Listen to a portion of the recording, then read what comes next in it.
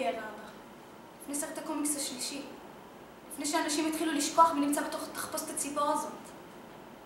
עשית מחזה שנכתב לפני 60 שנה לאנשים זקנים שכל מה שמעניין אותם זה איפה הם יקנו את הקפה שלהם שההצגה תיגמר.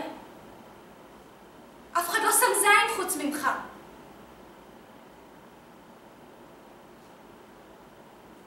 אתה יודע מה? בוא נודה בזה.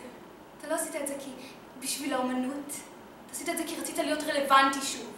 אז נחש מה, יש עולם שלם של אנשים שמנסים להיות רלוונטיים כל יום. ואתה מתנהג כאילו המקום הזה לא קיים. מקום שקוראים בו דברים. מקום שכבר שכח ממך.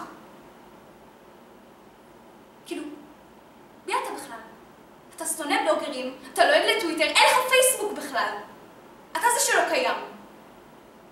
ואתה עושה את זה כי אתה מפחד פחד מוות שאתה לא חשוב.